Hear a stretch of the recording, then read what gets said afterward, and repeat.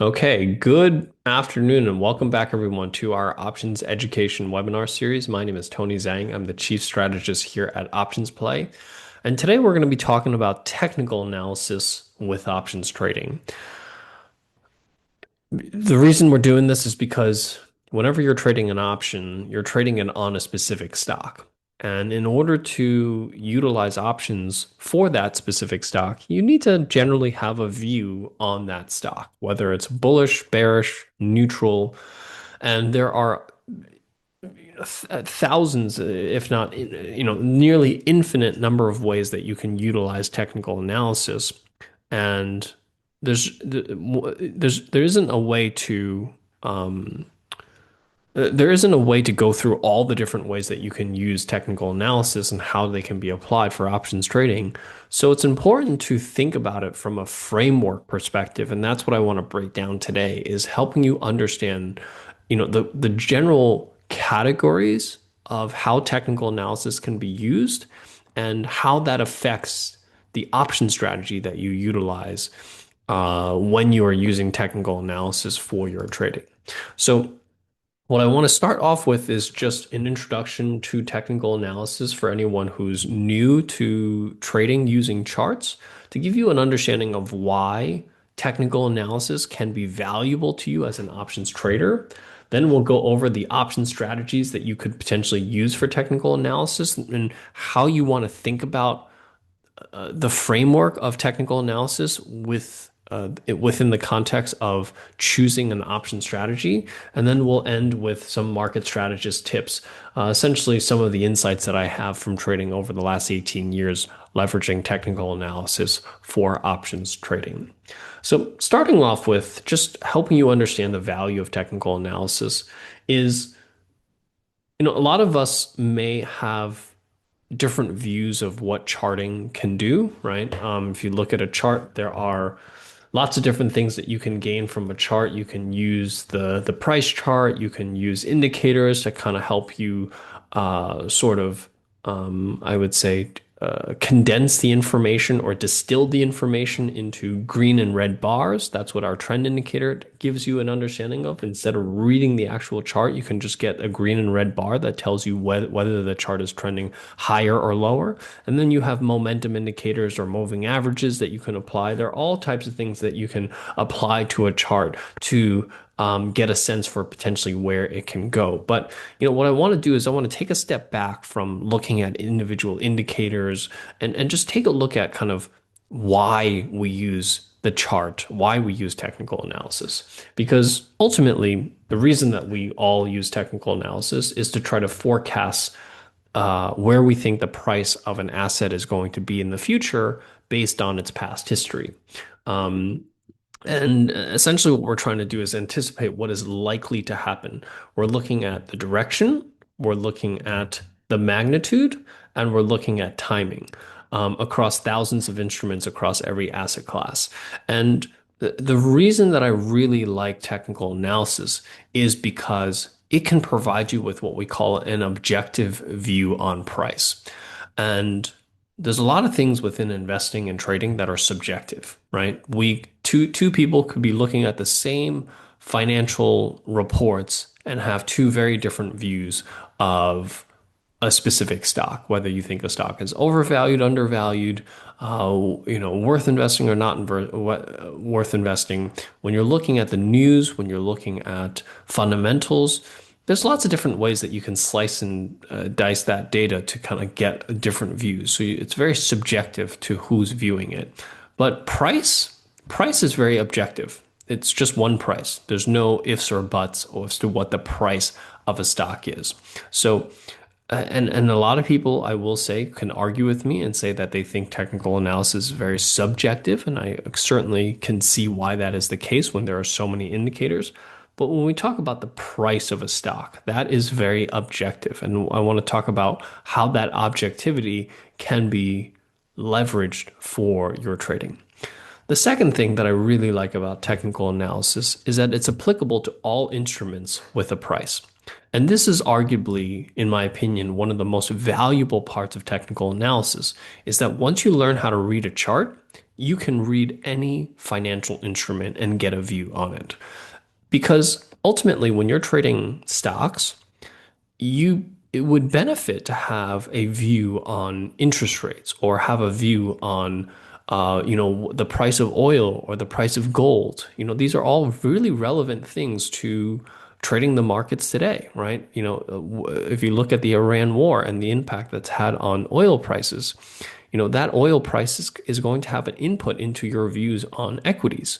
So it's really important to be able to get a sense for not just the assets that you're trading, but other assets that affect the assets that you're trading. So if you're trading stocks, having a view on interest rates, having a view on commodities, having a view on bonds, these are all going to be valuable to you as an equity investor. But the problem is that if, let's say, you're a fundamental equity investor, meaning you do research into the fundamentals of a stock, you look at the financials, you look at the news on a specific stock, that skill set for analyzing a company from a fundamental perspective, unfortunately, does not translate into looking at bonds or in commodities or any other, or even just the broader market. So you need to then develop different skills to look at different asset classes versus technical analysis allows you to apply the same tool or the same skill set to all asset classes. That is, in my opinion, probably the most valuable part of technical analysis. It gives you a really well-rounded view of the markets that you can apply and sorry, not just a well-rounded view, but a well-informed view of different things that affect the price of what you're trading, other than just so that you have a well-rounded view. Okay. The third thing is that it's applicable to all time frames, meaning once you learn how to read a price chart, you can look at a price chart on a daily chart, a weekly chart, a monthly chart, or even a 5-minute chart, meaning you can have a view on the price of an asset over a short period of time, a long period of time, or whatever period of time that suits your trading frequency. You can't say that to be the case for fundamental analysis because if you're a fundamental analysis, you're generally speaking talking about looking at things on a quarterly basis because that's how frequently the financials get updated. You can't day trade using fundamental analysis. You can't swing trade off fundamental analysis. So it's technical analysis gives you a lot of flexibility for how frequently or how often you like to trade. It informs you on all the different things that influence the price of what you're trading, and ultimately gives you an objective view on that asset price. So that's really, from my perspective, the primary value that you're going to get from technical analysis. There are some limitations. Strategies will only work in certain environments. So whenever you talk about a technical strategy, so looking at a chart, you have a strategy using like viewing that chart. Generally speaking, each of those strategies will work. There will be environments where that strategy will work, and there will be environments where that strategy will not work. And that is, and that's just a general statement. For each individual strategy, that's going to be different. And it's important for you to understand what type of environment your strategy works in, what type of environment it doesn't work in, so that you can try to identify that before you apply your strategy. The second thing is that, within technical analysis, the most common question that I get as strategists is what's the best strategy? What's the best indicator? Or what's the best parameters to use for a specific strategy or indicator?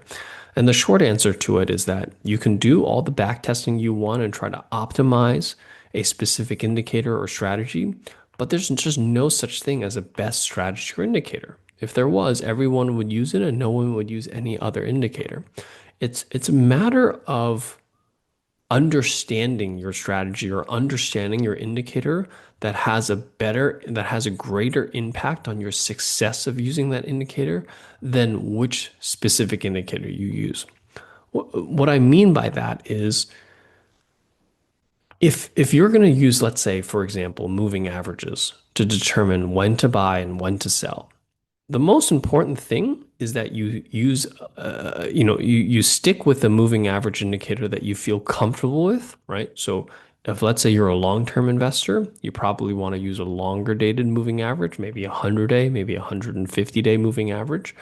If you're a short-term trader, maybe use a 5-day, 9-day, 14-day moving average, something along those lines, and stick with that and never change, right? Meaning, don't just use the 5 period moving average today, and then tomorrow, when it doesn't quite give you the right signals that you think you want, you then say, okay, let me look at what the 9-day moving average says or what the 15-day moving average says. When we move around, that's when we get inconsistent results. It's better to pick a strategy, pick a lane and stick with it rather than constantly trying to shift, because that is probably the biggest drawback of technical analysis, is because there are infinite number of parameters that you can try that most people never end up sticking with a specific strategy or a specific indicator. They just constantly move from one to the next, to the next, to the next, to the next. And guess what? You get very inconsistent results when you do that. And then you say technical analysis doesn't work. But in my 18 years of trading, the most important thing that I found with using technical analysis trading is keeping things simple and sticking to your strategy. That's how you get the objectivity that you really want from technical analysis.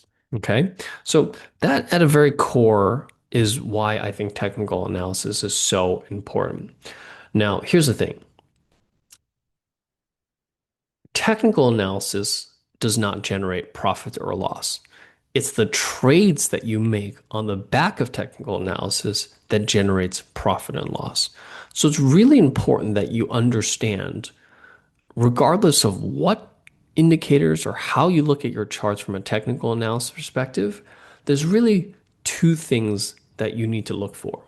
You need to understand whether the strategy that you're looking at gives you a sense for direction, and if it gives you a sense for magnitude. Because there are plenty of technical strategies that may perhaps give you a strong sense for direction, but doesn't give you a sense for how far the stock is going to move. Um, and then there are other technical strategies that do give you a sense for direction and a sense for magnitude. And those two components are really important in helping you decide what's the right option strategy to trade. Meaning, you could get a valid signal on a technical strategy but trade a suboptimal option strategy on the back of that signal. So you read the chart correctly, you did everything that you were meant to do from a technical analysis strategy perspective, but then you didn't apply the optimal option strategy and perhaps turned what could have been a really profitable trade into a trade that barely turned a profit. Because you really have to be able to match up the technical strategy with the option strategy that you're trading. So that's really what I want to help you understand, is that regardless of what your option strategy is, the thing that you have to ask yourself is, does this strategy tell me the direction and the magnitude? Sometimes you get the direction with the magnitude. Sometimes you get the direction without the magnitude. So it's really important that you understand that to gauge what is the right strategy for you. So, for example, if let's say you have a clear direction and clear magnitude, right? So let's just go to this SPY chart here, for example, here, right? So the stock is currently, SPY as an ETF is trading just above the 650 support level, right? This is a major support level that got tested back here in October. It got tested back here in November, and it got tested again here in towards the end of March. We got a little bounce off that support level here. And the question that all investors are asking right now is, does this bounce and get us back towards 700 on SPY? Or is this on the verge of potentially breaking down substantially lower? Because if it breaks down lower here, there's not a lot of support all the way down to the 600 level, right? So this is a good example of reading the chart, reading the price action, and potentially walking away with a directional view. And I'll be honest, my view is that the war in Iran right now is being I'm sorry, the markets are being a little bit optimistic about how the conflict in the Middle East is going to get resolved. We're kind of going on the back of rhetoric right now that's holding the markets at the 650 support level here. I don't think there's a real fundamental reason that this war is going to de-escalate in the next few days or few weeks. I think that this could potentially go on for much longer. And if that's the case, higher oil prices, I unfortunately think is going to push the economy into a bit of a downward spiral. That's my base case at the moment. I hope that I'm wrong, but that's my base case.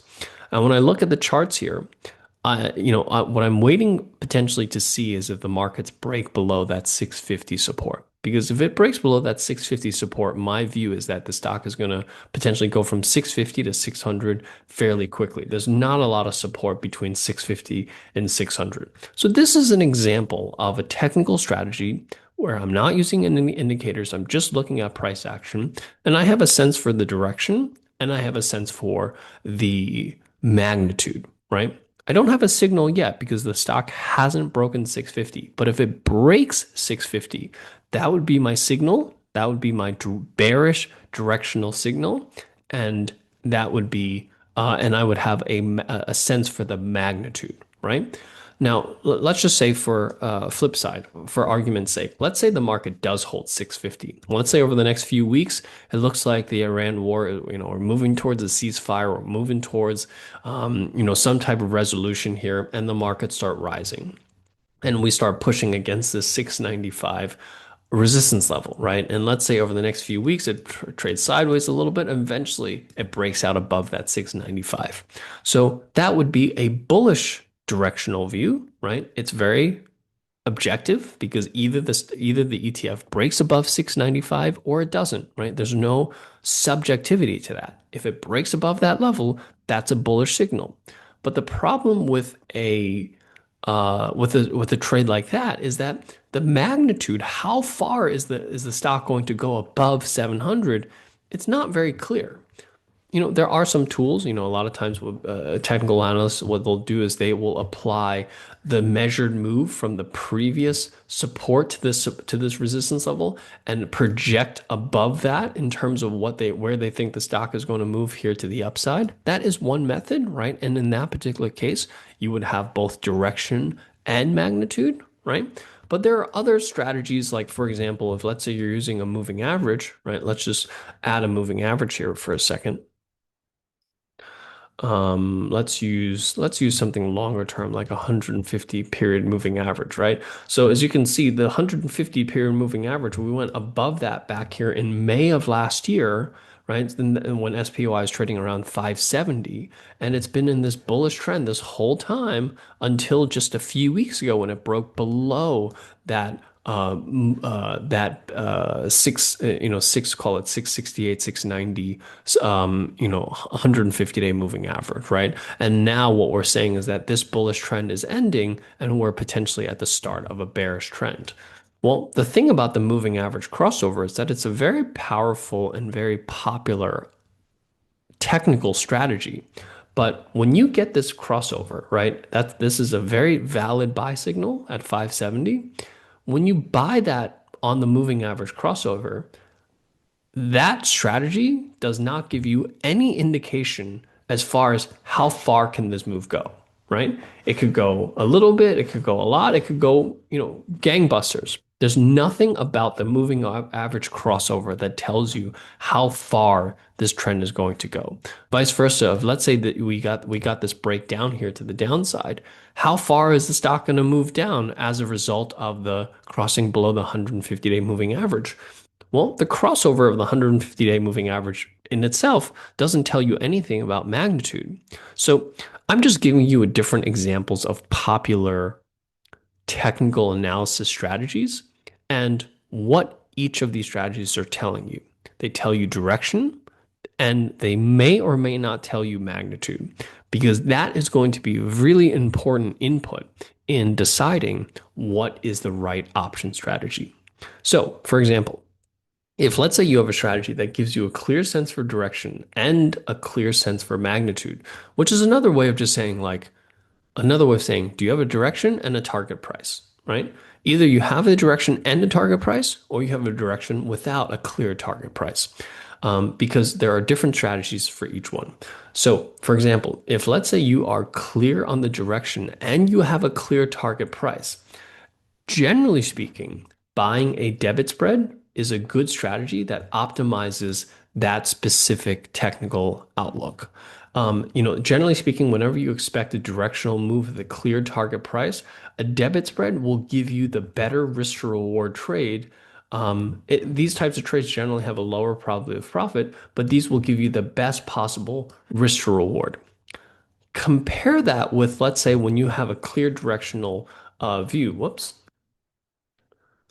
Compare that with when you have a clear directional view, but you don't really have a clear sense for the magnitude, meaning how far the stock can go. That's when maybe you might be better off just outright buying a call or a put. Especially when you expect a quick and fast move in one direction. So, for example, let's say, let's go back to our chart here. Let's say over the next few days, this SPY starts to roll over and it breaks below 650. That would be a pretty clear from a technical perspective, a bearish signal, right? This is a major support level that's been holding for since September, right? So we're talking about 6 months now. This support level has held. If it breaks below that, that's a pretty significant bearish signal that could suggest uh, sorry, I don't know what happened there. That could suggest, this could go down to 600. That's a clear directional view with a clear target. And generally speaking, when markets fall, they tend to fall pretty fast. So that's really an example where I would consider perhaps buying a debit spread. But if let's say I didn't have a good sense for how far the stock can go, then I might be outright buying a put option. So let's compare those two trades, right? Let's go to SPY. I'm going to select bearish, and we're going to be looking at are these two strategies on the left-hand side, buying a put option versus buying a put spread. So buying a put option will cost $2,100. This is looking at the May 29th. Whoops. I apologize. Did not mean to do that.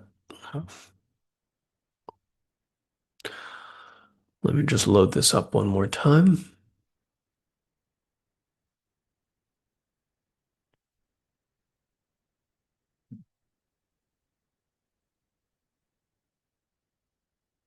All right. So we're buying the put option. We're selected under the trading strategy. We're selecting bearish strategies, right? So if it breaks below 650, I'm looking at a bearish strategy.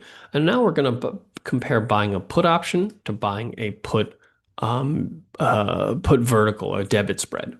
So as you can see, the put will cost me $2,100. The put vertical will only cost me $1,300. That's a pretty significant difference in terms of cost. And we're going to see how that performs in various scenarios, right? So, like I said, let's say I think the stock's going to go down to 600, right? So I can type that into my P&L simulator, and that will give me a sense for how much each of these two strategies will potentially perform in that scenario of SPY going to $600 by the end of May. And as you can see, the put strategy will generate $3,500 worth of profit, which on a $2,100 investment is 167% return. That's nothing to sneeze at, right? If you can risk $2,100 and make $3,500, that's a really nice return on your capital. But look at the strategy on the right-hand side, that put vertical. I'm risking only $1,300, but I can potentially make $4,300, $4,400, which is a 336% return. So that's really where the strategy on the right-hand side, when you have a clear sense for direction and a clear sense for magnitude, you can significantly outperform using a put spread than outright buying the put option. The reason that you might want to buy the puts, on the this put option is if, let's say, you really feel the stock can go substantially lower here, and you don't know how far it can go, but you really think that this can go, and maybe you think it's going to go to maybe 575 or something like that. But even in that particular example, as you can see, the put spread still outperforms the put. Here you'll make $6,000, but because you had to invest $2,100, your return is still only 285 versus your return here is still 336. So that's really where options play as a tool can help you fine tune your strategy once you've once you've um, once you've generated a bullish, bearish, neutral view, whatever your view is on the particular stock, selecting your option strategy, options play can help you identify kind of the right strategy depending on your outlook. So, not only does options play help you structure the trades themselves, right? So just by selecting bearish, we've already set up the put and the put spread for you. We've selected the expiration date, we selected the strike price for you, and you can use the P&L simulator to say where you think the target price of the move is going to be, how each strategy will perform so that you can make your decision as far as which strategy is best suited for you. Okay. And lastly, the strategy that you might want to choose when you have a small or neutral directional view, right? So I'll kind of go back to this chart here again. Let's say you are in the view that, notice how SPY has essentially been trading sideways for the last 4 or 5 months now, right? Basically since beginning of October till now, we haven't had much of a move in SPY. I've gone from 695 to 650 to 85 back to 650, up to 695, back to 650. And maybe you just think that we're just going to keep going in this neutral view here over the next few weeks or maybe next month or so, right? That's in that particular example, right? That's when you generally want to be a seller of premium. So selling credit spreads. And that's what the high implied volatility strategy allows you to do is sell things like a credit spread. So here, let's say we're selling a bullish credit spread because we're near the bottom end of that range, right? So generally speaking, if you're at the bottom end of the range, you want to sell a bullish credit spread because you just think this is going to kind of drift a little bit higher here. Vice versa, if let's say we got up to this upper bound of the range, let's say over the next few weeks, this starts to drift up to 700, and you think that, you know what, based on what I've seen so far, I don't think we've got the momentum to break above 700. I think this is going to get rejected and kind of trade back into the range.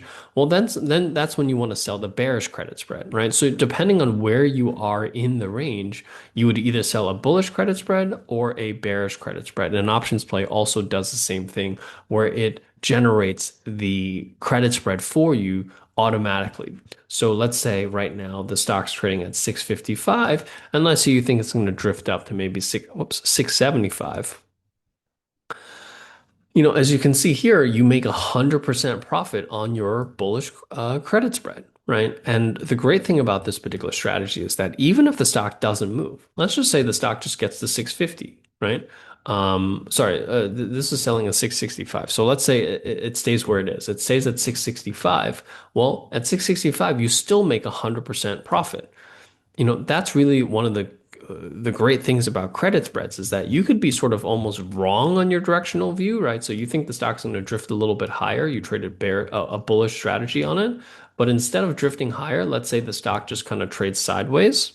Let's say over the next few, I don't know why this pointer is not pointing anymore, but let's just say over the next few weeks you sell this credit spread, the stock just trades sideways.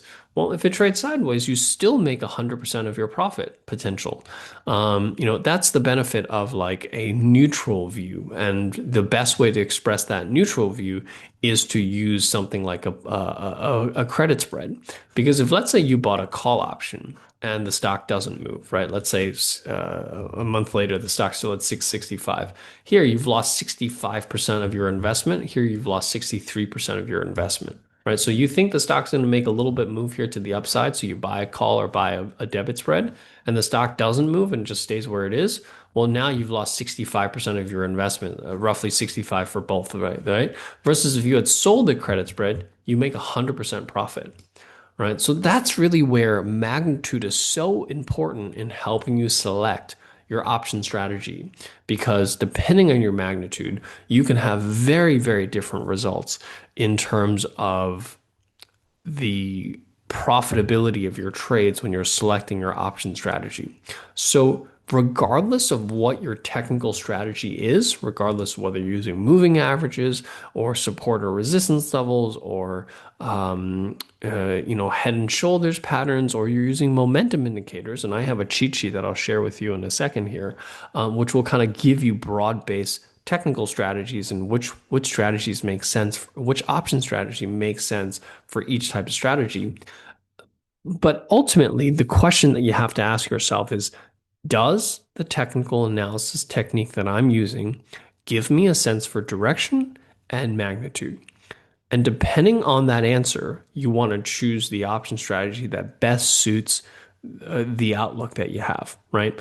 And within the whenever you have a clear direction and not a particularly clear sense for magnitude, you have to ask yourself, am I expecting a quick and fast move, or do I expect a small or neutral move? Because that's going to help you determine between these two strategies, right? Versus if you have a clear sense for magnitude and a clear sense for direction and magnitude, then you're better off buying a debit spread. Okay? So that in a nutshell is how you want to think about technical analysis and how you want to think about selecting the right option strategy for that technical analysis, that technical strategy. So just a quick review of what we talked about. Price is by far the most important indicator. I tend to find that a lot of traders who struggle with technical analysis have too many indicators. They're not looking at price enough. They're just looking at all their indicators and they get sort of confused and you get analysis paralysis. The best thing you can do for your charting, if you're struggling with it, is go back to the basics. Remove all your indicators. Look at the price action first. Learn how to read price action before you use any indicator, because an indicator is really just helping you distill the price action. You're losing some fidelity when you use an indicator. So learn how to read price first. That's the most important indicators. Any indicators you use, they should be only be used for confirmation. Price should be your primary tool for determining direction and magnitude, and you can use an indicator to help you confirm that directional view. Keep it simple. Fewer indicators will avoid analysis paralysis, and more importantly, understand your strategy fundamentally. I can't tell you enough how many times someone will come to me and say, "I use this indicator using these parameters," and I ask them why. Why do you use this indicator? And they say, "I don't know. Someone else just told me to do so," and they have no idea why they're using that indicator, what that indicator tells them, and why they're using the specific parameters. And if that's the case, I will guarantee you that as soon as that strategy has 3, 4, 5 losing trades in a row, you're not going to be able to have the confidence to continue trading and you're going to jump ship and you're just going to keep going from one indicator, one strategy to the next and the next and the next, and you're never going to find consistency in your trading. And I'm sure some of you watching this today can relate to that. And it comes down to just not understanding why a strategy works. Because if you don't understand why strategy works, you're never going to be able to survive through a period of losing trades and continue to have the confidence to keep using that strategy. But that is what is going to differentiate successful traders from everyone else. So stay consistent with the same strategy. And the only way to do that is if you understand that strategy fundamentally. And then when it comes to selecting option strategies, the most important thing is selecting the optimal strategy based on direction and magnitude. So no matter what technical strategy you use, those are the two things you have to ask yourself. Do I have a sense of direction? Do I have a sense for magnitude? If you do or don't, choose a strategy that best suits you. Understand the relationship between risk to reward and probability. This is another thing that I think a lot of traders who are starting out with options don't spend enough time understanding the relationship between risk to reward and probability. People tend to gravitate towards one or the other and not understand that it's a balancing act.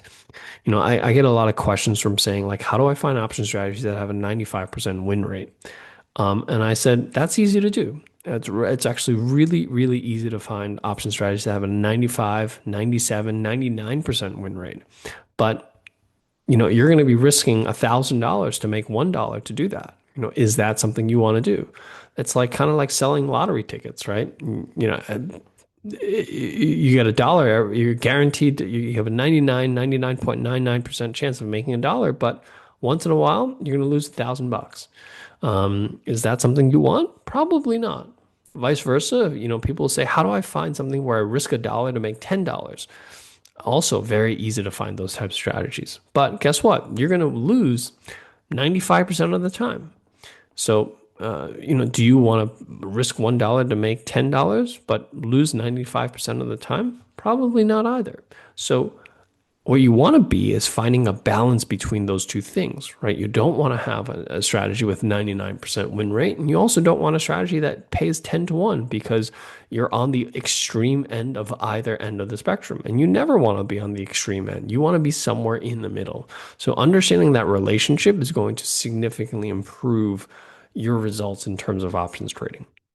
And lastly, just experiment with different strategies. And the OptionsPlay tool gives you the ability to experiment with different strategies, compare them side by side, see how they perform in different scenarios. And that's going to help you make much more informed decisions on your option strategies. And once you honed in on a strategy, just a reminder, you can click on the trade button, preview order, and what that will do is that will pre-fill your order ticket for you inside of your first trade account. You can send that off for order execution. You just type in your price and you'll be able to send this off for execution. You don't have to manually input that trade into your first trade account. Direct that will do automatically be done from you from the options wizard. So with that, that covers what I wanted to share with you here today. What I'll do is I'll leave you with this cheat sheet. You can take a screenshot of this if you'd like. What I'll do is I'll open this up for Q&A. Essentially, what this is a cheat sheet of the different types of, I would say, major technical analysis strategies. Generally speaking, what you're going to be able to get from it. Do you get a clear sense for direction and a clear sense for magnitude? Yes or no? And what are the optimal strategies for that type of technical strategy? Because, for example, if let's say you have a breakout, a lot of times breakouts, you have obviously a clear sense for direction, but you don't really know how far that breakout's going to go. So you're better off buying call options or selling credit spreads, right? Or vice versa. If let's say you're using a head and shoulders pattern, that will give you a very clear sense for direction and a very clear sense for magnitude. So you want to generally buy puts or debit spreads. So this is just a cheat sheet of like, what the different types of strategies, what you're going to get from the technical analysis, and what is the optimal strategy to use. So with that, I'll open this up for Q&A. There's a Q&A window at the bottom of your screen. If you can type your questions into the Q&A window, and I will answer a few questions before I log off. But in the meantime, I'll leave this screen up so that if you want to take a screenshot of it, you can do that.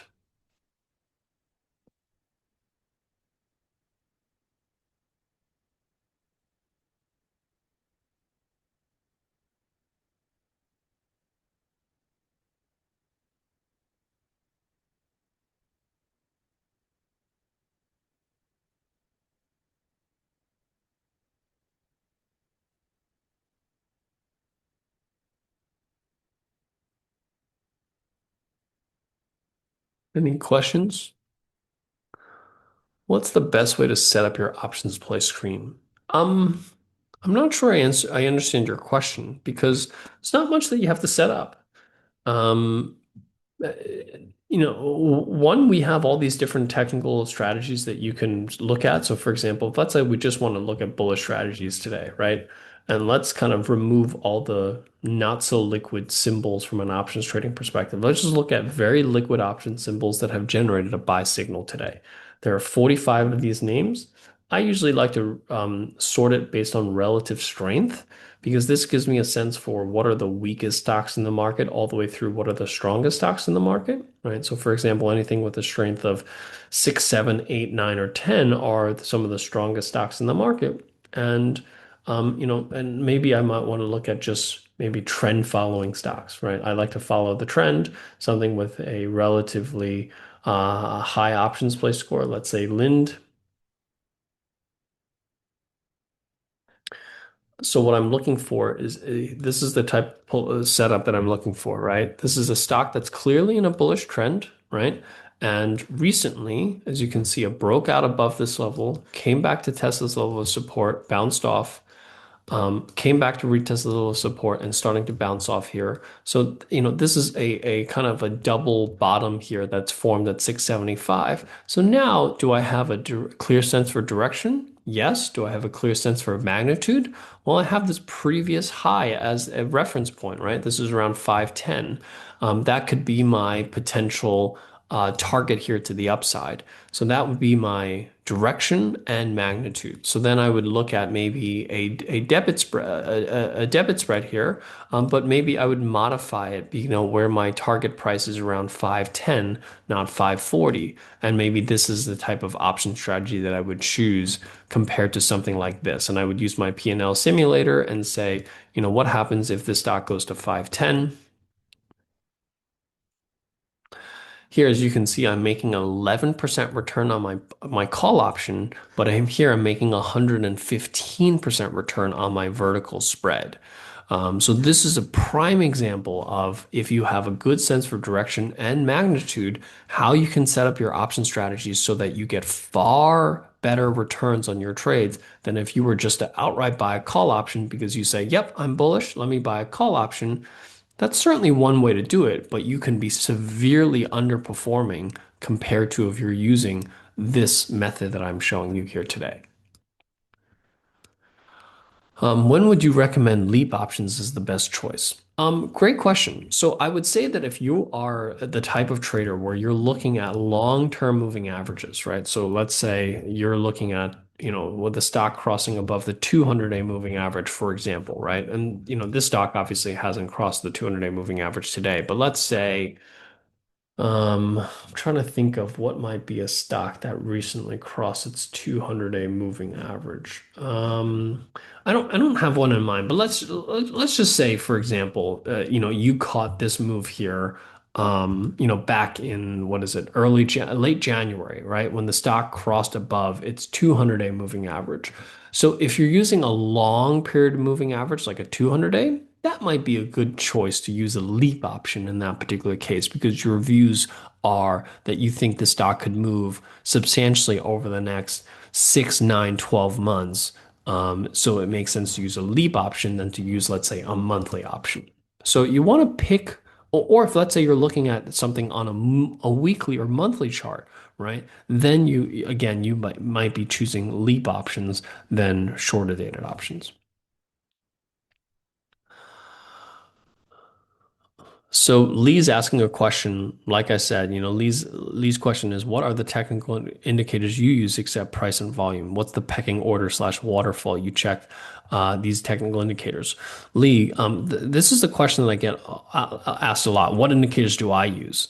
With the assumption that somehow the indicators that I use are better, and that if you use the same indicators, you get good results. And I can't tell you enough how that just is not how it works. Meaning, one, to answer your question, I really don't use any indicators. Price action is by far the most important indicator that I use. I will rely on these technical ideas, which use standard momentum indicators just to tell me when, there's a statistical edge in timing, right? But I don't use any indicators, generally speaking, in my trading. I validate everything just using price action alone. But the nature of your question, which is perfectly reasonable, right? And I think most traders would try to ask this question of, someone else who has a lot of experience trading using technical indicators to say, what indicators you use? How do you use it? Let me try to learn from it. And that's a perfectly valid question to ask. But I can't stress enough how more often than not, you end up just using a random indicator that someone else is using, and you don't really understand why they're using it. You're just hoping that if you follow what they're doing, you'll get the same level of success. And I can't tell you enough how that's how most people go wrong with technical indicators, is that they just follow what someone else is doing without really understanding it. And And that's really where you get really inconsistent results. So my suggestion to you is number one, learn how to read price action first and foremost. And then what you might want to do is you want to learn, some indicators and see how that indicator can potentially help you confirm your views from price action. You use indicators perhaps as a confirmation tool rather than a tool for generating signals. Hopefully that answers your question.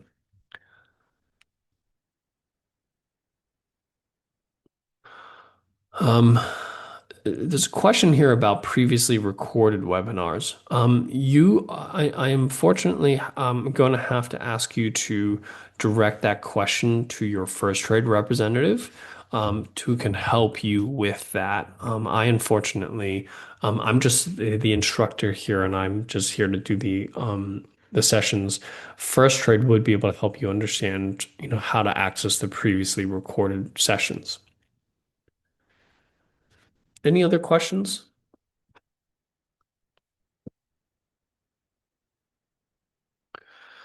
I will leave this cheat sheet up here for one more minute here. With that, that covers what I wanted to share with you here today. Are there any indicators that are as good as price action and reading the news? The most important, I'll just read this one more time. The most important indicator is price action. Um, I don't think there's any other indicator that is more important than any other indicator. There's no indicator that's better than another. There's no parameter that's necessarily better than another. It's just a matter of how consistently you are able to use any specific indicator that will have a better influence on your success with options, with technical strategies than which specific indicator you use. Use it consistently, um, use it consistently and don't go from one indicator to the next to this parameter to that parameter. That's when you're going to get very inconsistent results from from technical analysis. With that, that covers what I wanted to share with you here today. Hopefully, this gives you a better sense for how to take a step back with technical analysis and options trading if you found yourself perhaps struggling with it a little bit, and just trying to boil it down to the actual basics. Forget the indicators for a second. Ask yourself, what are the indicators that I'm using telling me? Is it giving me a sense for direction and magnitude? If it is, then it'll help you find the optimal option strategy to use depending on the strategy that you're leveraging. With that, thank you so much. I hope you guys have a great trading day, and I'll see you guys here next time.